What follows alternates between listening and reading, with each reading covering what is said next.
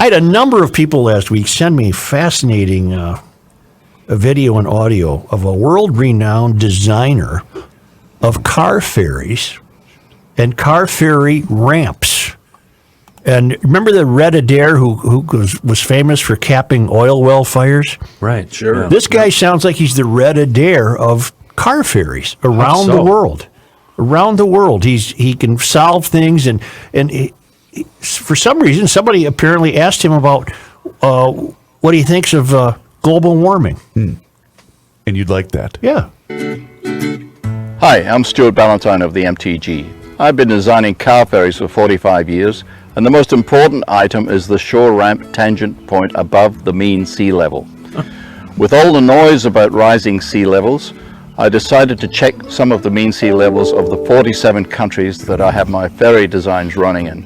I checked Mulafenui in Samoa, Nabualo, Fiji, Nassau in the Bahamas, Trinidad, Scotland, and here in Brisbane, Australia. Some sea levels were up marginally, and some were down marginally, averaging slightly higher by a few millimeters, but almost imperceptible. Was that very small rise from melting glaciers? I don't think so. It was probably from the billions of cubic meters of ocean reclamation. Check for yourself. Governments love to create waterfront land and get extra revenue from it. Is the planet warming? After 45 years of flights through Singapore, where they say, welcome to Singapore, where the temperature is 29 or 30 degrees, I don't think this planet is warming. Do I believe in climate change? Sure I do. This is only about temperature change, and if you sit out in your garden for 24 hours with a thermometer in one hand and a beer in the other, you can see for yourself that the temperature changes every hour. The capital of climate change is Melbourne, Australia. A friend of mine was a ship's captain who had a pet cat. This cat would do a forward somersault if it was going to be a nice day, or a back somersault if it was going to be a rainy day. After 3 days in Melbourne, the cat died of exhaustion. So, Al Gore, please put a sock in it. And some advice for you, Greta. As the Swedes don't seem to be up to it, get yourself a big hairy Norwegian boyfriend and spend the weekend in a mountain cabin with him. Then we might be lucky enough to see a smile on your face and an end to the negative crap and blah, blah, blah that you keep belching out. His name is Stuart Ballantyne. I looked him up. He's a PhD.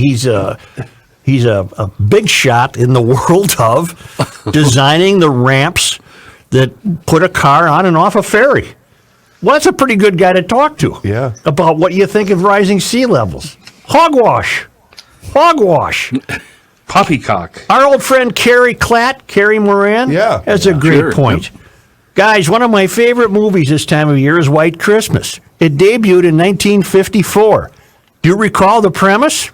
Bing Crosby, Danny Kaye, Rosemary Clooney, and Vera Ellen arrive in Vermont to perform a Christmas show. But when they arrive, there's no snow. They learn that it hasn't snowed since Thanksgiving, and the temperature's been in the 60s. In 1954, you could base an entire movie on the lack of snow and cold in December without any mention of climate change, global warming, the world ending, etc. The characters all know it's going to snow again, and guess what? At the end of the movie, it snows. Just a simple observation. Merry Christmas to all of you, Carrie. Isn't that a great point? Yes. There was no hysteria. The last 60 of the year was today, but it was 1939. And I've been dismissive of myself bringing you these daily temperature records. I no longer am. I think they're very comforting to realize that not much has changed. Just not much has changed. Now, we have another guy that Kenny came across this. This is Brian Stelter of CNN. He has a show called Reliable Sources. He's interviewing John Coleman, the founder of the Weather Channel, and this was as recently as just last Friday, December 3rd. Yes? Kenny? Right. Oh, I thought you were trying to get his attention. Oh, you know what? Kenny. I'm I've sorry. got something on this discussion, but I want to hear this guy first, then we'll get to what I have, which just backs up what you've been saying here. This comes from a source. I don't know if she wants to be recognized or not, but it comes from a GLer. Well, but it's real. Me. We have the it's real. video and the audio from the CNN show called Reliable Sources. Brian Stelter used to be a media correspondent for the New York Times, and and he's found a perfect fit apparently with CNN. So here he is talking to John Coleman, the founder of the Weather Channel. That is a word meant to put me down. I'm a skeptic about climate change, and I want to make it darn clear, Mr. Kenny's not a scientist. I am. He's the CEO of the Weather Channel now. I was the founder of the Weather Channel, not the co-founder. And I'm glad you did, because I am addicted to the Weather Channel. I watch a lot of cable news. Now, hold on just a minute. I'm not done. And CNN has taken a very strong position on global warming that it is a consensus. Well, there is no consensus in science. Science isn't a vote. Science is about facts. And if you get down to the hard, cold facts, there's no question about it. Climate change is not happening. There is no significant man-made global warming now. There hasn't been any in the past, and there's no reason to expect any in the future.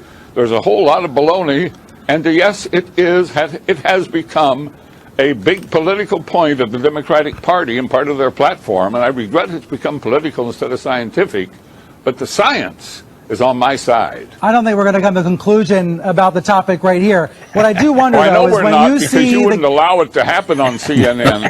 But I'm happy that I got on the We've air been and got a talking here for chance to several talk minutes. to your viewers. Hello, everybody. There is no global warming. What I do wonder is when you see the government, when you see NASA, when you see other institutions say that 97% of climate scientists agree, do you think they're making it up? What I don't understand is how you square that. Well, that's a manipulated figure, and let me explain it to you. The government puts out about $2.5 billion directly for climate research every year. It only gives that money to scientists who will produce scientific results that support the global warming hypothesis of the Democrat Party position. So they don't have any choice. If you're going to get the money, you got to support their position. Therefore, 97% of the scientific reports published support global warming. Why? Because those are the ones the government pays for, and that's where the money is. It's real simple. But that doesn't mean it's right. That doesn't make it true. That only makes it bought and paid for. The money goes in circles. I'm not a scientist, so I'm not going to try to refute you Boy, on that's the facts.